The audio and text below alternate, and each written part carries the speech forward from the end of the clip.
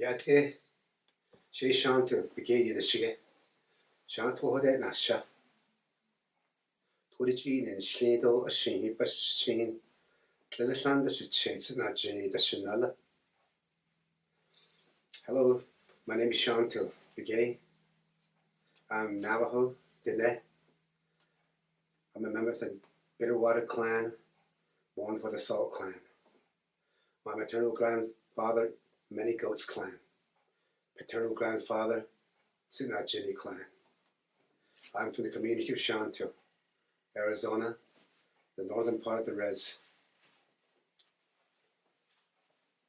And I'm here at the museum today to not only revisit the mural I did, but also, I guess, feel again the importance of the place's historical context, of my people, and also to give it strength and say that we're still here, we're surviving.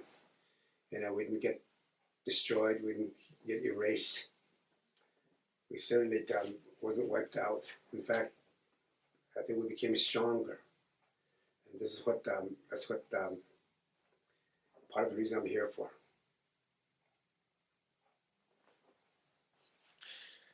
Shonto, would you like to talk about any particular experiences that resonate with you that may have resulted from the Bosque Redondo reservation experience? That the trauma, there was certainly trauma here, but was there any particular trauma for you that carried on after? Although my people from my part of the reservation, the Northern Navajo, really were minimally affected by the long walk, the roundup, the Bosque Redondo event, we still knew about that, and we still felt, the whole gravity of its heaviness. And I felt in every aspects of our lives growing up. And what came out of it, of course, is not only the whole physical pain, but all the cultural dissemination that followed, or at least the attempt to assimilate, acculturate us completely. And that is what I survived, that's what I lived through. I guess my experience is through the U.S. boarding school institutions. I am a product of the U.S. government boarding schools, brutal institutions that gave us no chance to be who we were. From the very first time that you were put into a school, you were kept there and you were constantly reminded that you were not, who you are was not viable, and who you are was less than what you should be. And everything that was used against us, everything that we were taught, was a way of making us step away from our own culture, our own language, our own stories, our own landscape.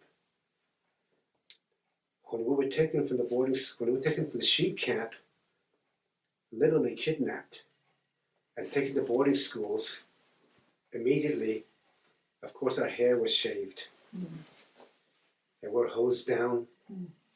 Our hair was shaved off. Immediately, we were given new clothing, sort of like a uniform. And we were on the path to becoming Anglicized, Americanized. And so everything that was done to us and for us and with us was, again, to acculturate us. Entertainment and social events were designed to do just that. When we first entered boarding school, we were physically manipulated with new clothing, new hair, and the whole thing. And on top of that, spiritually, we were attacked. I remember first going to boarding school, there was 3 little lines on the wall.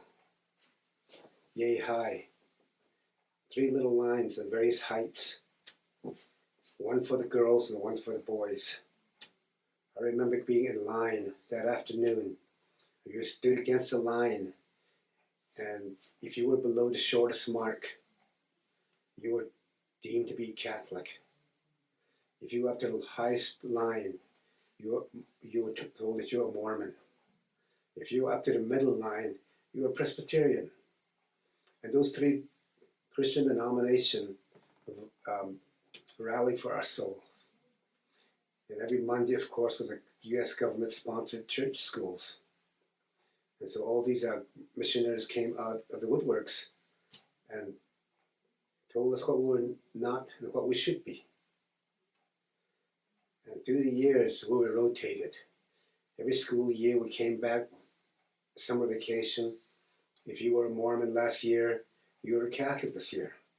And so the rotation continued. It was a game, I suppose. Movies that were shown us were, of course, very bad B-westerns where the natives were portrayed as bad people. And the soldiers always came over the hill. The cavalry always came over the hill to save the day. And these are the type of things that I grew up among. And even among that time, at a very young age, some of us realized that something that we are, somehow part of who we were, was a threat to them. And that's why they were trying to get rid of that. So we just folded and bundled that beautiful package and buried it deep inside. A package of stories, of songs, of all the cultural knowledge and that we were. A sense of kinship, relation to the earth.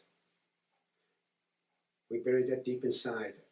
And the rest of the year, we tried our best to survive and play their game.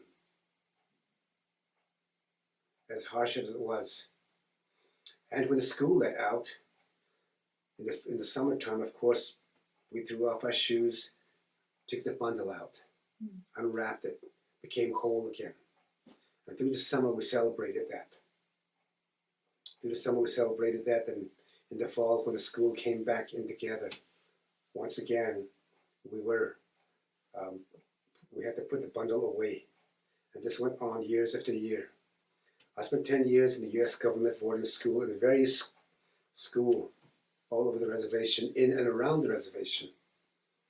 And I remembered nothing really good about it. Of the 13 boys I grew up with very closely in the various boarding school systems, of the 13 boys, as far as I know, there's only 3 of us surviving today. And there was so much trauma in the 1960s and before, experiences that traumatized a whole generations probably. And that was following the long walk, and after all of that, it continued.